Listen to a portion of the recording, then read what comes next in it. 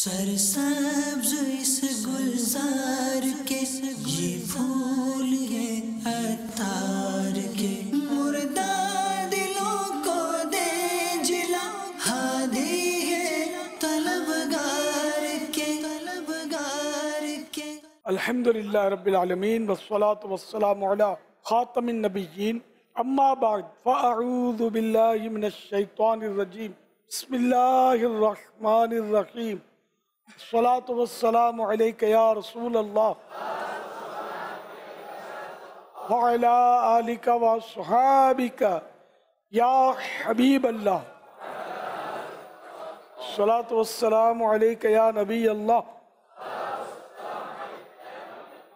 وعلا آلک وصحابک یا نور اللہ۔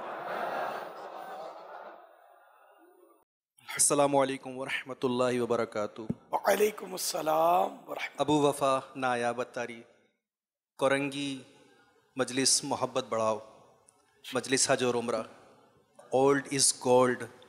اب یہ اکثریت گولڈ ہی ہیں اور جو گولڈ ہیں وہ موت کے قریب قریب ہیں۔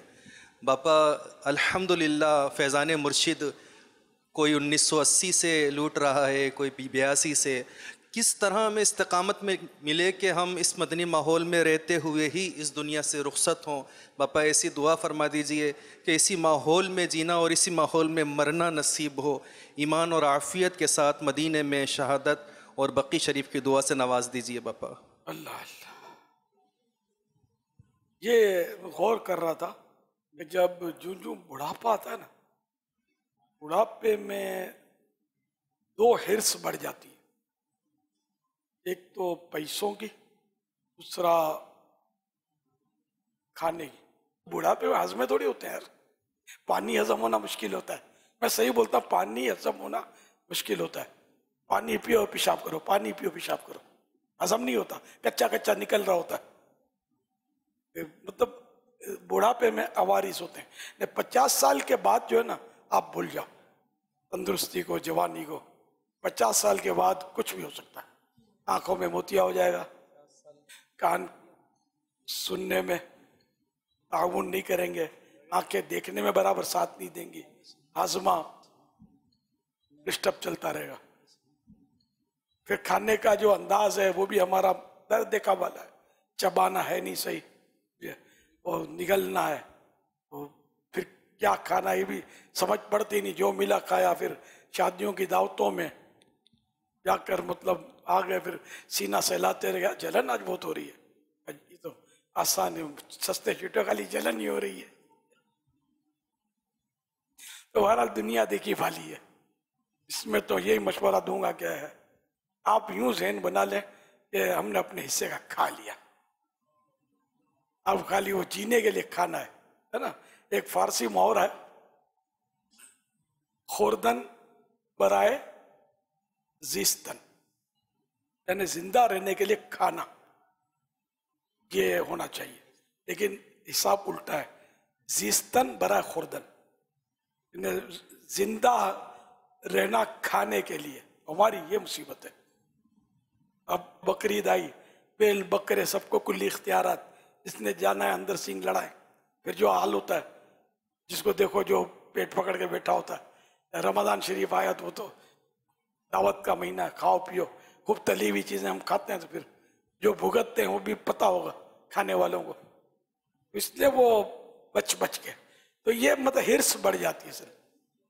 جوانی میں تو چلو ہوتی بھی ہے، بوڑھاپے میں بھی یہ کم نہیں ہوتی، یہ بڑھتی چلی جاتی ہے اور کچھ سچکا پڑتا نہیں ہے آخرت کی تیاری کا۔ حالانکہ بچپن میں تو اتنا شدھ بدھ ہوتی نہیں، کھیل کود میں ہی وقت نکلتا ہے۔ جوانی آتی ہے، تھوڑی وہ سمجھ پڑتی ہے، لیکن جوانی دیوانی۔ مگر یوں ہوتا ہے کہ ابھی تو یار ٹائم ہے، پھر ادھیڑ عمر آتی ہے، پھر بھی ہوتا ہے کہ یار ابھی بڑھاپا باقی ہے۔ لیکن بڑھاپے کے بعد ادر آپشن نتھنگ، اب کوئی آپشن نہیں ہے الا واحد، اور وہ ہے موت۔ بڑھاپے کے بعد صرف موت کا آپشن ہے۔ ویسے بندہ جوانی میں چلا جاتا ہے اپنی جگہ پر، لیکن اگر یہ ساری منزلیں عبور کرتا رہا، موت سے بچا کر وہ نکلتا رہا، کہ اس کا وقت پورا نہیں ہوا تھا، اب آیا بڑھاپے کی ذیلی میں، اب بچ کے جائے گا کہاں، اب بھاگ کے دکھا. یعنی اربوں خربوں روپے کو بلینک چیک دے دے، بڑھاپا پلٹے گا نہیں، آپ جوانی پر نہیں آ سکتے، سوال ہی نہیں. اب وہ طاقت نہیں ہے، ہمت نہیں ہے، چلا نہیں جاتا، بیٹھا نہیں جاتا، وہ مسائل ہی مسائل، مسائل ہی مسائل، مسائل مسائل، اور پھر موت. اب ایمان پتہ نہیں سلامت رہے گا نہیں رہے گا.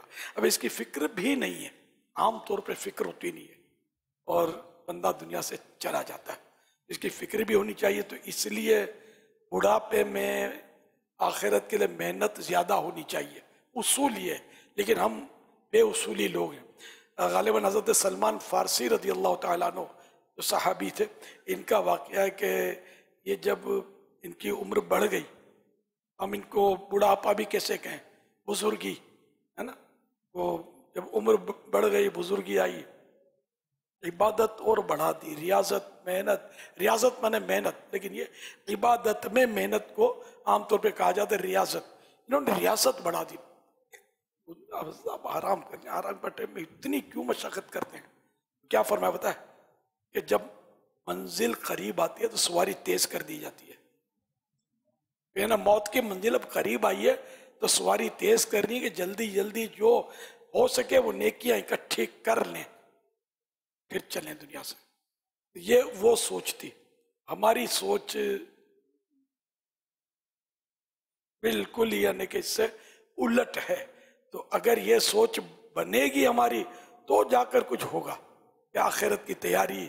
اب تو اتنی مصروفیات اب رہی بھی نہیں ہوگی. جن کے بیٹے جوان ہیں وہ کماتے ہوتے ہیں. اب بوڑھا جو ہے وہ اس کا کام ہوتا ہے گھر میں پڑے رہنا اور لڑائیاں کرتے رہنا. یہ بھی ہوتا ہے. پھر وہ سمجھتا ہے کہ میری گھر میں عزت نہیں ہے. تو گھر میں اگر بوڑھا تو بوڑھا، اگر جوان بھی پڑا رہے گا نا، گھر والے اس سے تنگ آ جاتے ہیں کہ کسی طرح جائے. کیونکہ جب بوڑھا ہوگا یا جوان ہوگا، گھر میں پڑا رہے گا، کچھ بولے گا. اب وہ جو بولے پھر. یہ کچن میں صفائی نہیں ہے، یہ ڈینگی کا ہے، دیکھو یہ پانی بھرا ہوا ہے، ہٹاؤ، آج کل ڈینگی چلا ہوا ہے. اور یہ برابر خیال رکھو، یہ چوہے آ رہے ہیں، چپکلیاں آ رہی ہے. آج وہ کھانے میں نمک زیادہ تھا، خیال رکھنا، یہ جل رہا کھانا، بس بس اتار لو اتار لو. اب وہ جا کر کچن میں جا کر انٹرفیئر کریں گے تو پھر وہ کچن والی جو ہوگی، اگر وہ بھی غصے والی ہے تو بولے گی دادا جان آپ سنبھالیں، آپ پکائیں تو پتہ چلے گا پکاتے کس طرح ہے. ابھی تک تو کھانے کا کام کیا تھا، پکانے کا کام کرو، وہ لڑائی ہو جائے گی. تو اس طرح ٹک ٹک ٹک ٹک صفائی کی تو بولے ادھر کچرا رہ گیا، ادھر مٹی رہ گئی، دیکھو ادھر کونے میں جالے رہ گئے ہیں. تو یوں اگر آپ کرتے ہیں تو لڑائی ہو جائے گی. پھر ان کی آپس میں ڈسکس ہوگی تو آپ پھر انٹرفیئر کریں گے. تو آپ کو کوئی اگر کوئی سمجھدار ہوا کہ آپ بول رہے کیوں حق بات نہیں کروں گا، میں غلط بول رہا ہوں، پھر جو مطلب پھر بزرگوں کا حال ہوتا ہے. مجھے پتا ہے کہ میرے گھر پر بھی بعض اوقات اس طرح کے میرے پاس لوگ آئے ہیں، بوڑھے بوڑھی، گھر سے نکال دیا ہے میرے کو، یہ ہو گیا ہے وہ ہو گیا ہے، میرے جوان بیٹے میرے ساتھ یہ سلوک. اب یہ کہ ہم اپنے ڈیپ جائیں تو پتا چلے نا کہ کہانی کیا ہے. تو اس سے میں آپ کو یہ چلو چلتے چلتے ایک یہ بھی مدنی پھول کہ اگر ایسا کچھ ہے تو آپ گھر میں رہنا ہے، سکون سے رہنا ہے. اندھے گونگے بہرے بن کر رہو گے، آپ موج کرو گے. آپ نے ذرا بھی انٹرفیئر کیا تو یہ جوان لوگ آپ کی سنیں گے نہیں. یہ واقعی 100% غلط کر رہے ہوں گے لیکن آپ کی نہیں سنیں گے. بوڑھا آدمی دیکھنے میں بھی تو اچھا نہیں لگتا نا. اب وہ حسن جہی جمال نہیں، بولنے میں وہ تیزی اور یہ جو لچک ہوتی ہے یا کوئی خوبصورتی ہوتی ہے وہ بھی نہیں ہے. الفاظ بھی پھسل رہے ہوتے ہیں، زبان بھی کروٹیں بدل رہی ہوتی ہے، بولنا کچھ چاہتا ہے اور بڑے میاں کی منہ سے بیچارے کے نکلتا کچھ ہے تو پھر مسئلے کھڑے ہو جاتے ہیں. تو اس لیے یہ موقع ہے چپ چاپ اللہ اللہ کریں، درود شریف پڑھیں، مصلی بچھائیں، نوافل پڑھیں، درود و سلام پڑھیں. یہ خاندان آپ کے قدم دھو کر نہ پیوے، میرے کو بولنا، باقی آپ بولو گے تو کہیں کے نہیں رہو گے. یہ وہ دور چلا گیا کہ بولے تھے نا اور बेचा है। आप ये चुप रहे हुए ना, पर उसका ही माल बिकता है घर में। तो घर में, खानदान में आपको वडप चाहिए, बुजुर्गी चाहिए, लोग रिस्पेक्ट करें तो मेरे नुस्खे पर अमल करें, अल्लाह करेगा तो मौज करेंगे।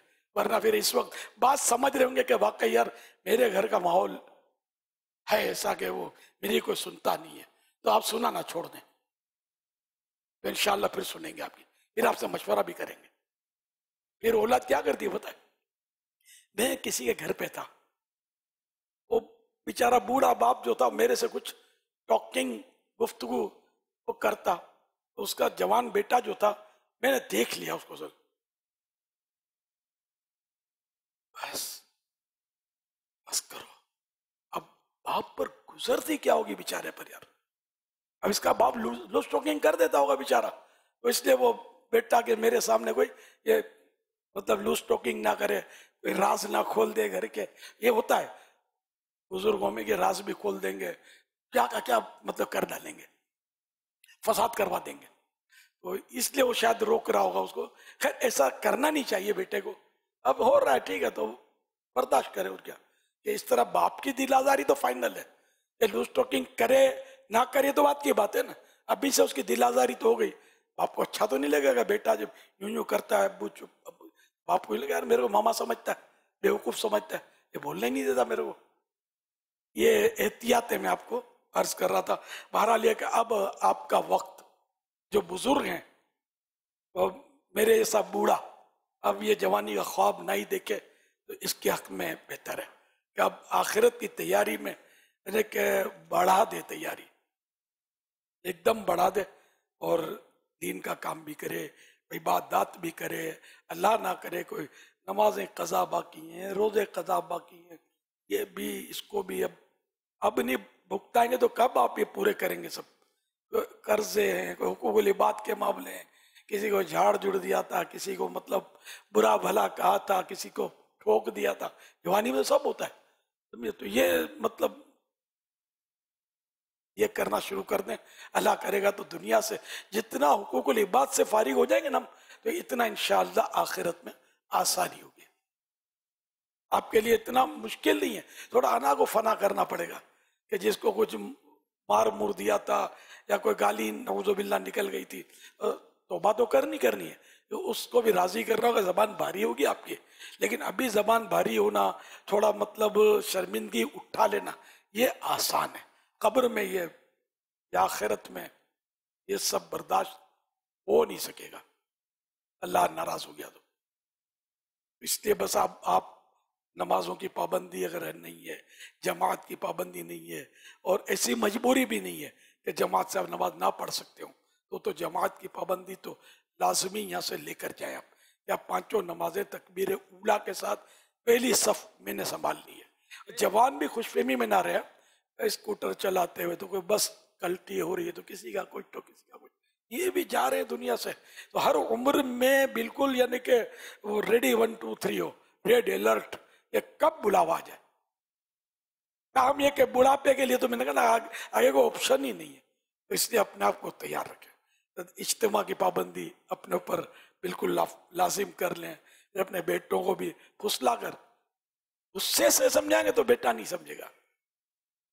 कभी कभी हुआ है मेरा बेटा मानता नहीं है, इज्तिमा में नहीं आता, ये नहीं करता, वो नहीं करता, तो जब यूं बोलते हैं ना, ये खुसूसी में कभी कभी हुआ है, जैसे अभी खुसूसी है, आप बताएं मैं क्या करूं। तो अब मैं सोचता हूँ कि यार ये इधर सैकड़ों के सामने ये तड़फड़ ये बुजुर्ग जो बोल रहे हैं, खुदा जाने घर में उसका असर क्या करते होंगे।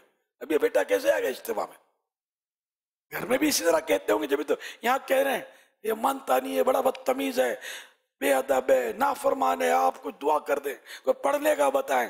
तो सबसे बड़ा वजीफा ये कि आप उसने अखलाक अपना लें, नरमी का डोज पी लें। नरमी का डोज पी लेंगे ना, बेटा बोलेगा अब्बू जाओ तो मुझे लेते जाना, क्या अकेले चले जाते हैं इज्तिमा में। इंशाअल्लाह यूं बाजी जब पलट आएगी, अल्लाह करे कि ये बातें भी मेरी सबकी समझ में आती हो। समझाना हमेशा नरमी से ही काम देता है, अड़ी से, मार दाड़ से, गुस्से से थोड़ा मुश्किल हो जाता है, बल्कि दिल आजारी और गुनाहों की सूरतें भी पैदा हो जाती हैं। तो इसलिए अब मदनी मुज़ाकरे में आए और مدنی قافلے میں سفر کا میں بولتا ہوں، میں ڈر ڈر کے بولتا ہوں، صحیح بات یہ ہے کہ اگر مدنی قافلوں کے جو بزرگ عادی نہیں ہے نا، تو جو عمر بڑھتی ہے غصہ چڑچڑاپن اس میں بھی اضافہ عام طور پہ ہوتا ہے. سب کا وہی ضروری نہیں ہے. میرا غصہ الحمدللہ کم ہو گیا ہے پہلے کے مقابلے میں. جو عمر بڑھتی جا رہی ہے الحمدللہ غصہ میرا کم ہوتا جا رہا ہے. یہ مطلب قدرتی بات ہے. ایسے ہو سکتا ہے دوسروں کے ساتھ بھی ہوتا ہو. یہ جنرلی غصہ بڑھتا ہے، چڑچڑاپن بڑھتا ہے، جھاڑنا مزاج میں مزید آ جاتا ہے. تو یہ مطلب سب مدنی قافلے میں جوان ہوتے ہیں، ان کے ساتھ یہ کریں گے جا کر بزرگ، تو پھر مدنی قافلہ جو ہے وہ بھی منتشر ہو سکتا ہے، پریشانیوں میں اضافہ ہو سکتا ہے. تو جو بزرگ اپنے اوپر اعتماد کرتے ہیں کہ مطلب میں ایسا کچھ نہیں کروں گا، تو یہ جوان ہیں، ان کی اپنی سوچیں ہیں، غلط ہی صحیح، آپ کی صحیح درست، لیکن ان کو چھیڑنا نہیں. اگر لڑائی نہیں کر سکتے تو جانا چاہیے. اب مہینے میں 3 دن کیوں، 6 دن 2 بار جائیں. ہمارے یہاں 12 ماہ کے لیے بزرگ آتے ہیں، لیکن ہم لوگوں نے بھی، ہماری جو مجلس ہے انہوں نے بھی وہ 50 سال کی قید رکھی ہے. 50 سال سے اوپر والے کو نہیں لینا ہے. وہ جنرلی غصہ کہ یہ سارا نظام دھرم برم کر دیں گے جب ان کو غصہ آئے گا، تو یہ ایک مصیبت ہے. احتکام میں بھی ہم لوگ 50 سال سے اوپر منع. ادھر آتے ہیں احتکاب میں، وہ برابر اپنا کوئی ہلکا ہو رہا ہے، مدنی مذاکرہ ہو رہا ہے، یہ سو رہے ہیں. یا مرضی کا مالک ہے نا، کلی اختیارات ہیں. اور پھر قوم کے سونے کا ٹائم آیا، یہ بیٹھے بیٹھے کھانس رہے ہیں. یہ مرضی ہے، نہ کوئی روک توڑی سکتے ہیں. تو اب سونے والوں کے مسئلے، پھر یہ کہ بات بات پہ لڑائی. میں نے ابھی تو تکیہ یہاں رکھا تھا، تم نے لیا ہے. ارے مرا بیچارہ، اب اس کو پتا بھی نہیں کہ تکیے کا کلر کون سا تھا. یہ میں نقشہ کھینچ رہا ہوں کہ یہ مطلب بازوں کا حساب کتاب. تو یہ مطلب جس کو اپنی میمنی میں پوساتے لیے یہ بزرگ. تو ہاں باقی 80 سال کے بزرگ بھی ہوتے ہیں. جو پرانے بزرگ ہوتے ہیں نا، جو اعتکاف کر کر کے وہ 10 20 15 اعتکاف کیے، ان کو تو خصوصی رعایت مل جاتی ہے، رکھ لیتے ہیں ان کو. میں دیکھیں 80 سال والے بھی دیکھیں، اکا دکا ہمارے یہاں معتکف ہوتے ہیں، پورے مہینے کے لیے آ کے بیٹھ جاتے ہیں. تو کیا یہ تجربے میں ہوتے ہیں کہ یہ پھڈے نہیں کر رہے ہوتے. تو بہرحال ایک اجتماع میں آئے آپ، مدنی مذاکرے میں، اور مدنی قافلے میں جو میں نے عرض کیا اس کے مطابق مدنی قافلے میں بھی سفر کریں اور خوب دین کا کام کریں. اللہ کرے گا تو اس میں دنیا اور آخرت کی بھلائی ہوگی. ظاہر ہے آپ کا اپنا بھلا ہے، میرا بھی بھلا ہے. میرا بھلا تو یوں ہے کہ میں، آپ نہیں بھی مانیں گے تو میرا بھلا ہے. ایک ہی کی دعوت میں ثواب اس پر منحصر نہیں کہ سامنے والا عمل کرے گا تو ثواب ملے گا، ایسا نہیں ہے. وہ عمل کرے نہ کرے، اپنا کام پہنچانا تھا پہنچا دیا، ثواب اپنا انشاءاللہ کھڑا ہو گیا. تو کچھ ہے ذہن بنتا ہے اجتماع میں آنے کا، مدنی مذاکروں میں حاضری کا. ماشاءاللہ انشاءاللہ. مدنی مذاکروں کی حاضریاں جن جن سے بن پڑے، اور گھر میں گناہ بھرے چینل چلتے ہوں گے. آپ لڑائی نہیں کرو. گھر میں لڑائی کریں گے نا کہ یہ گناہ ہے، جہنم میں جاؤ گے، حرام ہو رہا ہے، یہ پھر مسائل ہو جائیں گے. آپ اگر آپ کا ظن غالب ہے کہ یہ سمجھ جائے گا، تو جو نرم ہو نا، دین کی طرف مائل ہو، اس کو اگر سمجھانا آتا ہے محبت سے آپ سمجھائیں، ایک ایک پر انفرادی کوشش. ورنہ پھر آپ چپ رہے، آپ صرف مدنی چینل دیکھیں، آپ گناہ دیکھیں. گناہ بھرا چینل دیکھنا نہیں ہے، ورنہ یہ واقعی جہنم کی طرف گھسیٹ رہا ہوتا ہے.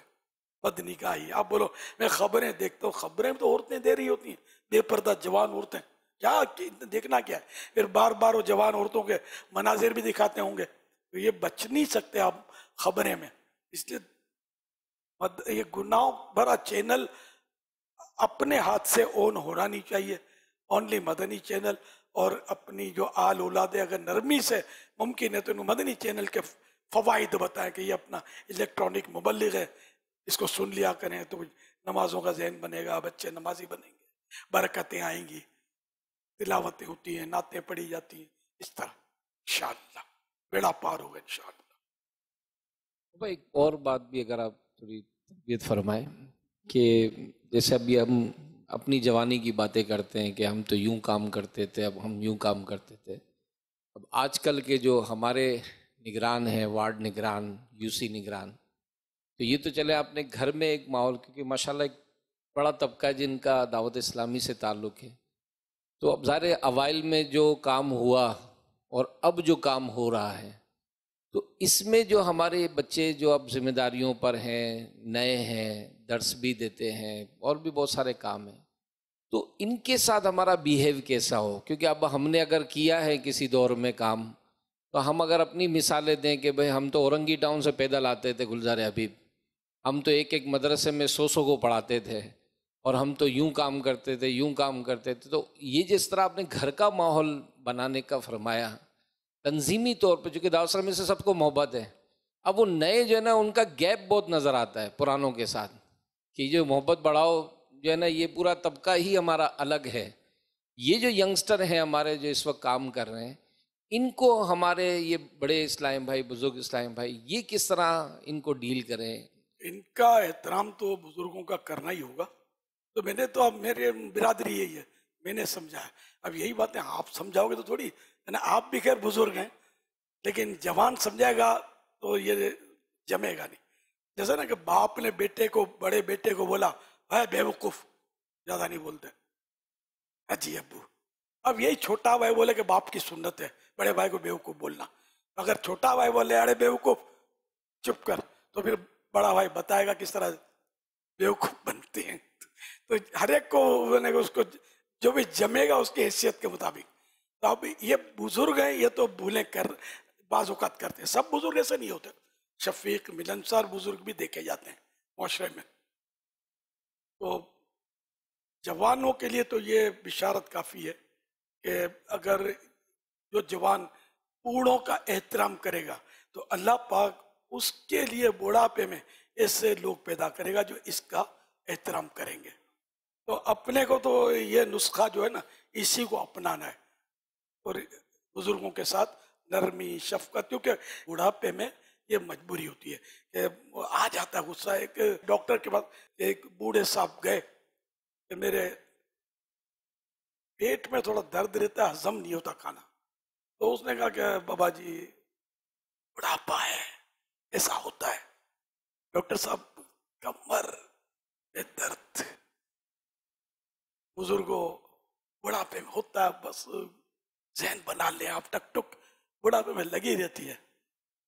یہ 2-3 اور اس نے بولیں گے گھٹنوں میں درد ہوتا ہے، تو اس کا بھی سبب بڑھاپا. اب بڑے میاں کو آیا تان گیا، ڈاکٹر ہے کیا جان، ہر بات میں بڑھاپا بولتا ہے. تو ڈاکٹر سمجھ جاتا. انہوں نے بڑے ٹھنڈے پن سے جاتے بزرگ جو آپ کو غصہ آیا نا، یہ بھی بڑھاپے میں ایسا بھی ہوتا ہے، یہ سمجھانے کے لیے مطلب بڑھاپے میں یہ ہوتی ہے چیزیں. تو اس لیے جوانوں کو سمجھنا چاہیے. جیسے وہ ڈاکٹر نے اس کو غصہ نہیں کیا، نرمی سے کہا کہ یہ بڑھاپے میں ہوتا ہے. تو ہمیں بھی جو ہم میں سے نوجوان ہیں یہ بوڑھوں کا احترام کریں، بزرگوں کا احترام کریں، تو اس طرح ان کا غصہ بھی ٹھنڈا رہے گا. اور ان کو بھی گناہوں سے بچانا ہے نا، کیونکہ بڑھاپے میں پھر یہ کبھی گالی نکلتی ہے، دل آزاری کرتے ہیں، جھاڑتے ہیں. بزرگ جو ہوتے ہیں بڑھاپے میں بھی کئی گناہ ایسے ہیں جو بڑھاپے کے ساتھ ہوتے ہیں، وہ ہوتے چلے جاتے ہیں. اس لیے اس سے بھی ہمیں بچنا ہے. پیار سے، محبت سے لانا ہے. کہ جوانوں کے تو خریدار بہت ہوتے ہیں، ان بزرگوں کو واقعی ہمارے یہاں پوچھا نہیں جاتا، ان کو پوچھنا چاہیے. میں اپنا ایک پرانا واقعہ، جب ہم مسجد جا کر بیان کرتا تھا، میں کسی گھر میں ہم کو لے گئے شاید کھانا کھلانے کے لیے، مسجد میں بیان کے بعد، عشاء کے بعد میرا بیان ہوا ہوگا، اس کے بعد قافلہ تھا ہمارا شاید. تو میں گھر کے اندر داخل ہوا، ایک بڑھیا کھاٹ پہ پڑی بیٹھی ہوئی تھی، اکڑوں، بہت سوکھی ساکی چھوٹی سی بڑھیا تھی، بہت عمر تھی اس کی. تو کوئی اس کی طرف نہیں دیکھتا، سب گزر رہے تھے. میں رک گیا، حالانکہ اس میں بوڑھا نہیں تھا، پرانی بات کر رہا ہوں. میں رک گیا، میں نے سلام کیا ہوگا اس کو، جب بڑی بی کیسی ہو، تو وہ تو کھلی. بولا بیمار ہوں، دعا کرو اللہ محمد کے صدقے مجھے موت دے، صلی اللہ علیہ وسلم. تقریباً یہ الفاظ تھے. خیر بڑھاپے سے تنگ آ کر، مصیبتوں سے تنگ آ کر موت کی دعا مانگنا جائز نہیں ہے، یہ مسئلہ عرض کر دوں. تاہم مطلب وہ اتنی زندگی سے بیزار تھی، اور ऐसियों को बेचारों को कोई पूछता नहीं है, ना औलाद पूछती है, औलाद को टाइम नहीं होता। एक वाकया बाहर मुल्क में था मैं, तो किसी ने बताया कि हमारे अजीज जो हैं इनको कैंसर डिक्लेयर हुआ है। ये तड़प रहे हैं बेचारे कि बेटा मेरे पास आकर मुझे देखे। बेटा उसी शहर में रहता था, तो उसने मुझे बोला कि यार बेटा बोलता मेरे को टाइम नहीं है, बाप का कैंसर डिक्लेयर हुआ है, बेटे को आने का टाइम नहीं था। ये अजीज ने उसके मुझे बताया, मेमन बिरादरी का वाकया। तो ये मतलब ये भी हो रहा है। अब ऐन मुमकिन है कि वो बुजुर्ग जो हों उनसे ये सेट ना हो, जैसे नौजवान आजकल सेट ना होने की वजह वही झाड़ना, लिताड़ना, बात बात पे नुक्ताचीनी करना, टोकते रहना, तो इस तरह उस पर इमेज जो है ये औलाद पर गलत पड़ गया हो, ये भी हो सकता है। लेकिन वो लाख बाप कुछ भी करे, इसके साथ उसने सलूक तो करना ही पड़ेगा। ये वो नालायक बेटा था जिसने मतलब इस तरह का जवाब दिया कि मेरे को टाइम नहीं है, लेकिन हो रहा है ये माशरे में। आपने फरमाया कि ये पुराने इस्लामी भाई या बुजुर्ग जो हैं ये गुस्सा करते हैं, ये दुकान पे गुस्सा नहीं करते, सिर्फ घरों पे करते हैं। क्या बात है यार, सही पकड़ा आपने। दुकान में करेंगे तो खाएंगे क्या? अपा इस्लामी भाई माशाल्लाह नियत भी करते हैं, आते भी हैं, लेकिन हमारे कुछ जिम्मेदार इस्लामी भाई उन्हें पिक नहीं करते हैं। कम से कम उनकी एबिलिटी के मुताबिक तो उनसे काम लें। अब ये होता है कि हर एक एक्टिव हो जाए ना तो फिर वो दुनिया में फिर बचेगा कौन। तो यूं मतलब कुछ एक्टिव होते हैं, बाकी भीड़ होती है, सभी को संभालना होता है। पुरानों को भी लेकर चलना होता है, नयों को भी लेकर चलना होता है। हम समझते यार ये पुराना है या दाढ़ी वाला इमामे वाला है, किसी को लिफ्ट नहीं कराता, मिलता नहीं, तो इस पर भी अपने को इनफरादी कोशिश करनी है कि ये ताकि मिलनसार बने, दूसरों पर काम करे। उसको डांटेंगे ये भी चला जाएगा कि बाद नजर बहुत पक्के आते हैं और बिल्कुल कच्चे होते हैं। तो ये है कि एक्टिव सब नहीं होते। अमीर अहले सुन्नत दामत बरकातुहू आलिया से अर्ज़ी है कि हम जो है, जैसे मुझे तकरीबन 1984 यानी 84 से मैं दावत इस्लामी के माहौल में हूँ, तो यहाँ एक अक्सरियत है जो हमसे भी ज़्यादा सीनियर इस्लामी भाई होंगे।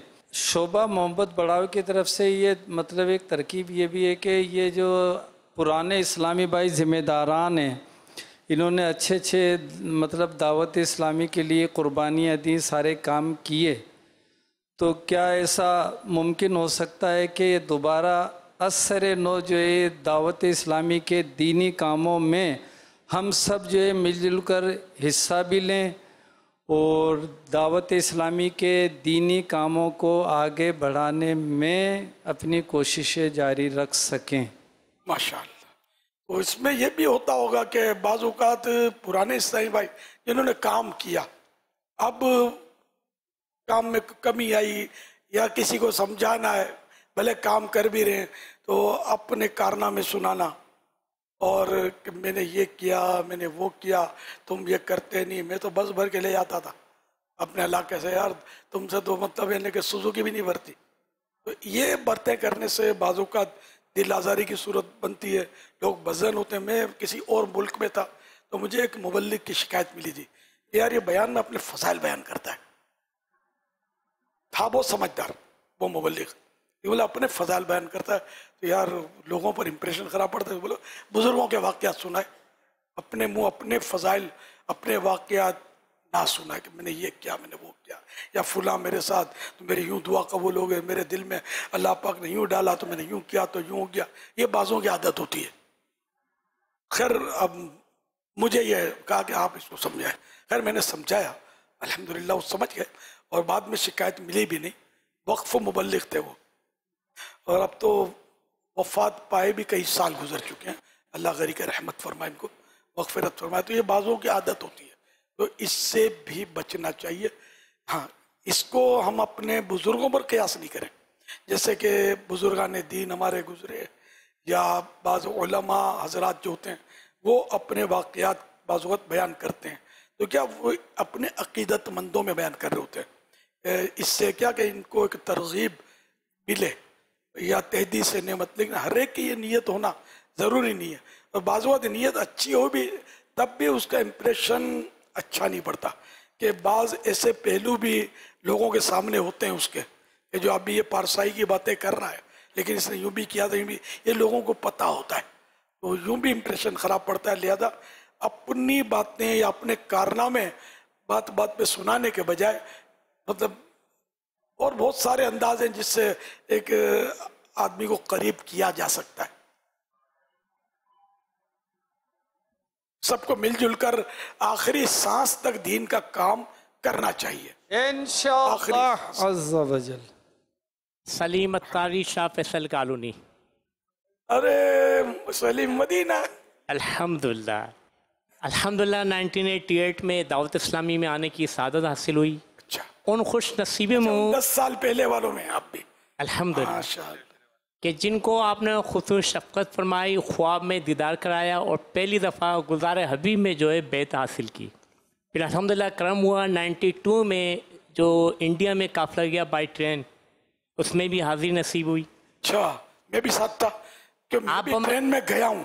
جی آپ بمبئی تشریف لے گئے تھے، مجھے بریلی، دہلی، رامپور ملا تھا اور الحمدللہ بریلی شریف میں بیان درس کرنے کی سعادت حاصل ہوئی. اس کے بعد پھر مدینہ شریف کی حاضری ہوئی، وہاں آپ کی خدمت کا موقع. مدینہ میں تو کئی سال حاضری رہی. الحمدللہ. کتنے سال رہے؟ میں تقریباً 10 سال رہا. 10 سال. اب یہ ہے کہ پھر دعا کریں، پھر اللہ تعالیٰ وہاں کی حاضری نصیب کرے، پھر آمین. خدمت کا موقع دے. اب عمر کتنی ہو گئی آپ کی؟ میری ہو گئی 53. 53. جی ابھی تو ادھیڑ عمر ہے. 60 سال کی عمر ہوتی نا تو پورا بڑھاپا. ماشاءاللہ. بس بات یہ نا جو لمحے تھے سکون کے وہ سب مدینے میں گزار آئے. الحمدللہ. امیر علیہ السلام آپ سے ایک سوال عرض ہے کہ بعض اسلامی بھائی بڑے محنتی بھی ہوتے ہیں، پرخلوص بھی ہوتے ہیں اور محنت کرتے ہیں، دعوت اسلامی کا کام کرنا چاہتے ہیں، لیکن کبھی وہ کاروباری معاملات میں کوئی نقصان ہو جائے اور لاکھوں کا نقصان ہو، جب اس میں وہ پھنس جاتے ہیں، اپنی پوری کوشش کرتے ہیں کہ کسی طرح اس سے نکلیں اور دعوت اسلامی کا بھی کام کریں، لیکن وقت حالات اس کو نکلنے نہیں دیتے. اس کے بعد وہ بھی دعوت اسلامی کا کام کرنا چاہتا ہے تو مجبوری یہ ہوتی ہے، اگر وہ امامہ باندھتا ہے تو اس پہ تنقید ہوتی ہے، درس و بیان کرتا ہے اس پہ تنقید ہوتی ہے، یہاں تک کہ وہ اگر مسجد میں نماز پڑھنے بھی جاتا ہے نا تو اس کو بولا جاتا ہے تو قرض دار ہے ہمارا، تم مسجد میں نماز پڑھنے کیوں آیا؟ اب وہ اسلامی بھائی جو ناگہانی آفت میں یا کسی بھی طرح سے اس مسئلے میں اٹک گیا، اگر وہ دعوت اسلامی کا کام کرنا چاہتا ہے تو وہ اب کس طریقے سے کرے؟ اس کے جذبات بھی ہیں، وہ اس میں اللہ نے صلاحیتیں بھی دی ہیں اور موقع علاقے میں اس کا ایک ورک بھی ہے، نیٹ ورک بھی ہے، لیکن وہ جب دیکھتا ہے کہ اگر میں امامہ باندھ کے جاتا ہوں تو تنقید اس پہ نہیں، دعوت اسلامی میں ہوگی تو وہ امامہ باندھنا چھوڑ دیتا ہے، سنت کا لباس پہننا چھوڑ دیتا ہے. اور کچھ جاہلیت، کچھ لا علمی ہے کہ لوگوں میں شاید یہ کانسیپٹ ہے کہ جو دعوت اسلامی میں ہے وہ صرف لکھپتی ہوگا، اس کے پاس کبھی نقصان نہیں ہوگا، وہ کبھی بیمار نہیں ہوگا، اس کو کوئی تکلیف نہیں آئے گی. تو اس صورتحال میں وہ اسلامی بھائی جو اس پوزیشن میں آ گیا ہے وہ اب کیا کرے؟ آپ کو کچھ پریشانیاں ہوئی ہوں اگر تو اللہ پاک دور فرمائے. ایسا ضروری نہیں کہ ایسا ہی ہو. بعض اوقات انسان کو اپنی زبان پھنسا دیتی ہے. جب بعض اوقات یہ ہوتا ہے کہ کچھ لوگوں سے یہ انویسٹمنٹ کروا لیتا ہے اور نیت خراب نہیں ہوتی لیکن پیسے اس کے پھنس جاتے ہیں. اب ان سے یہ جان چھوڑاتا ہے اور یہ سمجھتے ہیں کہا گیا ہے. کیوں حالات خراب ہوتے ہیں تو ذمہ دار بھی پھر کتراتے ہیں. یہ اس طرح کے بعض اوقات حالات ہو جاتے ہیں. تو اس میں موقع کی مناسبت سے ہی بندہ مسائل حل کرے. اب اس میں اگر غصہ کرے گا، اڑاوڑی کرے گا یہ کہ میرے کو یوں کرتے ہو، میرے کو یوں بولتے ہیں، میرے کو یوں بولتے ہیں، تو پھر بنے گا نہیں. ادا باپا کرنے سے ہی کام چلے گا. محمد بلال اتاری حیدرآباد. حضور والا مجھے آپ سے ایک واقعہ بہت پرانا اپنی سن بلوغت سے پہلے کا گزارش کرنی تھی. ہمارے استاد تھے مرحوم غلام محمد اتاری اور یعقوب اتاری، غلام محمد سینیٹری جو ہیں آپ کے جو رشتہ دار ہیں، اور عبدالغنی اتاری. ہم لوگ آئے تھے گلزار حبیب مسجد میں. میری لائف کا پہلا اجتماع تھا گلزار حبیب میں. اتنا کراؤڈ میں نے کبھی زندگی میں دیکھا ہی نہیں تھا جو گلزار حبیب میں دیکھا تھا. میں تو شذر رہ گیا تھا کہ اتنا بڑا بھی اجتماع ہو سکتا ہے کیا. بہرحال وہاں پر اجتماع میں شرکت کی، دعا میں بھی حاضر ہوئی. پھر شہید مسجد میں جو ہے جمعے کی نماز کے بعد وہ بس میں نکی کی دعوت کے لیے کہیں جاتے تھے. اب وہاں پہنچ کے جمعہ وہیں پڑھا. جمعے کے بعد بس میں سب بیٹھے تو میں نے ایک چیز نوٹ کی تھی. جب اتنی تو شعور نہیں تھا، نہ جانتے تھے، تو اسلامی بھائیوں نے کہا کہ جناب پہلے آپ چڑھیے. تو آپ امیر قافلہ تھے، تو ہوا یہ کہ آپ نے سب کو چڑھایا پہلے ایک ایک کر کے. جس نے بھی کہا کہ آپ پہلے چڑھو تو آپ نے یہ ارشاد فرمایا کہ میں امیر قافلہ ہوں، لہذا میں جو کہہ رہا ہوں وہ کرنا ہوگا، آپ چڑھیں. جب سب چڑھ گئے بس میں تو اب حسن اتفاق دیکھیں کہ بونٹ کی جو سیٹ تھی اس کے قریب میں مجھے جگہ ملی. بس بھر چکی تھی. جیسے اب اوپر تشریف لائے تو سب کھڑے ہو گئے کہ آپ کو جگہ دینے کے لیے. آپ نے فرمایا کہ میں امیر ہوں لہذا سب بیٹھ جاؤ. تو سب بیٹھ گئے. تو اب سب بیٹھے تو بونٹ پہ جگہ تھی. اب بس وہ میں اس کو بتاؤں کیسے، میں تو میرے تو عجیب کیفیت ہو گئی کہ آپ اس جگہ پر تشریف فرما ہو گئے. اب میں تو بیٹھ نہیں پا رہا تھا، لیکن اب اتنی ہمت بھی نہیں ہو رہی تھی.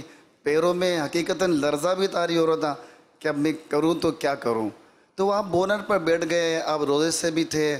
تو یہ جو آپ نے سب کو پہلے چڑھایا اور پھر سب کو بٹھایا اطمینان سے، آخر میں آپ پھر بس میں سوار ہوئے، تو اس میں یہ جو طریقہ کار آپ نے اپنایا، تو اس میں کیا پیغام مطلب ملتا ہے اور اس سے کیا ہم سیکھ سکتے ہیں؟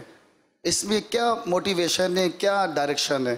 کچھ اس پر بھی ہماری روشنی. اس کا پیغام یہ کہ آپ ابھی تک یاد رکھے ہوئے اور آپ کو یوں اچھا لگا نا، یہ اس سے آپ کو دعوت اسلامی اچھی لگی نا. میں نے اس سے یہ جو سیکھا نا، یہ سیکھا کہ امیر قافلہ کو جو بھی چیز لینی ہے یا کام کرنا، پہلے اپنے شرکاء کی فکر کرنی ہے، اس کے بعد باقی معاملات کو دیکھنا. میرا یہ انداز تھا ویسے قافلے میں پہلے بٹھاتا تھا. یا سید دل میں اتر گئی یہ انداز دیکھ کر. پہلے تو میں ہوتا تھا اور میں ہی سب کو چڑھا کے پھر بیٹھ جاتا تھا. پھر بعد میں نے امیر بنانے شروع کیے قافلے کے.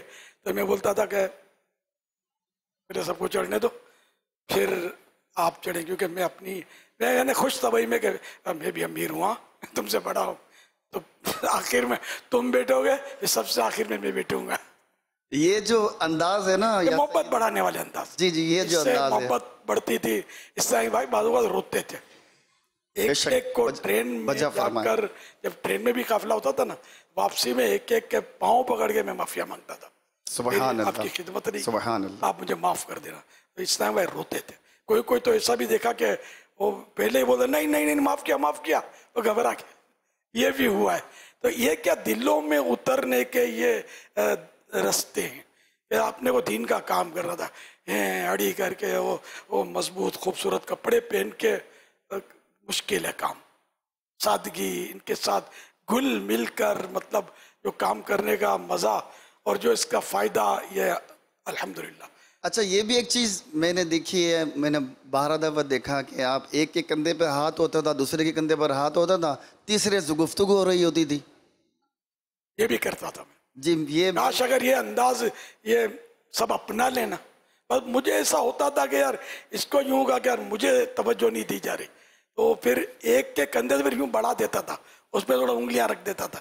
یہ بھی کرتا تھا میں، یوں لے کے بعد وہ چلتا تھا کہ یار کسی کو یوں. پھر اب جس کو میں پکڑوں وہ جان چھوڑے نہیں، یہ بھی ہوتا تھا، ہٹتا نہیں تھا. وجہ فرمایا. تو پھر میں اپنی ترکیب، ایسا بھی تو ہوا ہے نا، کسی اور سے بھی ترکیب ہوتی تھی کہ اب جس کو میں پکڑوں نا، پھر تھوڑا آپ دوسرا کسی کو آپ نے لے بھی آنا اور اس کے ساتھ ادھر خالی جگہ کرا کے لگا دے. اس خادم کو بھی آپ نے کئی دفعہ ارشاد فرمایا کہ جناب جب آپ فیضان مدینہ حیدرآباد آئے تھے تو ایک یہاں سیری کے بعد دوبارہ جا رہے تھے فیضان مدینہ، تو آپ نے مجھے کام میں ارشاد فرمایا کہ نئے اسلامیہ کو جو پیچھے نا آگے لو، ملاقات کراتے رہو. اس طرح پھر میں ایک ایک کر کو ملاقات کے لیے آپ کی بارگاہ میں لاتا رہا، وہ ملتے رہے، خوش ہوتے رہے، سب کو موقع ملا. سب کو توجہ دینی مناسب ہوتی ہے کہ جو بڑا ہو نا، جو سب کا مرجع ہو کہ لوگ اس کی طرف رجوع کرتے، اس کو چاہیے کہ چھوٹے بڑے سب پر توجہ دے. تو میری کوشش ہوتی تھی. استقامت کس طرح ملے 12 ماہ میں؟ مقدر کی بات ہے. اس میں دیکھو، سفر تو سفر ہے، اس میں آزمائشیں تو آتی ہیں، اور بعض اوقات مرضی کا کھانا نہیں ملے گا، بعض اوقات مرضی کا آرام نہیں ملے گا. تو کوئی ایسے اسلامی بھائی سے بھی پالا پڑے گا جو اپنے مزاج کا نہیں ہوگا، الٹی سیدھی باتیں کرے گا یا جو بھی یہ ہوتا ہے، مطلب پانچوں انگلیاں سیم نہیں ہوتی، تو یہ سب آپ کو برداشت کرنا پڑے گا کہ آپ رائے خدا کے مسافر ہیں. اب حج کے لیے جاتے ہیں تو آپ سمجھتے ہیں وہاں مسائل نہیں ہوتے؟ مسائل تو ایئرپورٹ سے شروع ہو جاتے ہیں، گھروں میں شروع ہو جاتے ہیں کہ ہمارے لیے یہ لانا، ہمارے لیے وہ لانا. اور ایک کھاتا پیتا اسلامی بھائی وہ بولا میں یار حج کے لیے کیسے جاؤں یار، اتنے حج سے زیادہ تو اتنے تحائف خاندان میں مجھے دینے پڑیں گے، بہن کو یہ دینا، نہ باپ کو یہ دینا پڑے گا، نہ بہو کو یہ دینا پڑے گا، نہ ساس کو یہ دینا پڑے گا، نہ یار میں کیسے جاؤں. یعنی کہ اگر 5 لاکھ حج کا خرچہ ہے تو یہ 12 لاکھ کا اور بیلنس ہو تو میں جاؤں. یہ مسائل ہے. تو یہ آزمائشیں بھی اب ظاہر اس کو بھی فیس کرنا ہی ہے. حج جو کرنا ہے، مدینے جو جانا ہے، تو اگر گنجائش ہے تو اسی طرح مطلب یہ کہ پھر ایئرپورٹ پہ الگ مسائل، حج پہ لے جا رہے ہیں، ہوائی جہاز میں الگ مسائل ہوں گے، پھر وہاں کے ایئرپورٹ پر پتہ چلے گا کتنے 200 ہوتے ہیں، یا وہاں بھی مسائل ہوں گے. تو آخر جانا مدینے ہے نا. تو یوں آہستہ آہستہ مسائل سہتے سہتے سہتے جب آقا کے دامن سے لپٹیں گے ساری تھکن دور ہو جائے گی. جب مدینے میں قدم رکھیں گے رحمت آگے بڑھ کر گلے لگا لے گی. تو یہ پہلے تھوڑا امتحان تو ہوگا. تو یہاں بھی اپنے وایا مدینہ جنت میں جانا ہے نا. آپ لوگ جو آئے ہیں تو یہ کام تو جنت میں لے جانے والے ہیں. تو آپ بولو کہ یعنی بالکل یوں ادھر ادھر اٹھا کے کوئی جنت میں رکھ دے آپ کو، تو یہ کیسے ہوگا؟ اللہ چاہے تو سب ہو سکتا ہے. تو بہرحال لے کے تکلیفیں آئیں گی، بالکل یہ ذہن بنا لیں آئیں گی، اور میں پیچھے ہٹنے والا نہیں. تکلیفوں سے گھبرانا مردوں کا کام نہیں انشاءاللہ. حضور ہم 12 ماہ کے لیے تشریف لائے ہیں، تو 12 ماہ میں عبادات میں خشوع و خضوع کیسے پیدا کریں گے؟ نماز میں خشوع و خضوع کا تو پورا باب ہے فضان نماز میں، وہ پڑھ لیں آپ. تو ہر عبادت کا اپنا اپنا خشوع و خضوع، روزے کا اپنا خشوع و خضوع، پھر آپ جا کر نیکی کی دعوت دیں گے تو اس کا شاید اپنا خشوع و خضوع ہو. بہرحال یہ کہ ان کے تمام تر آداب کے مطابق اخلاص کے ساتھ اللہ کی رضا کے لیے کام کریں گے تو انشاءاللہ الکریم سب میں خشوع و خضوع بھی آ جائے گا. سرسبز اس گلزار کے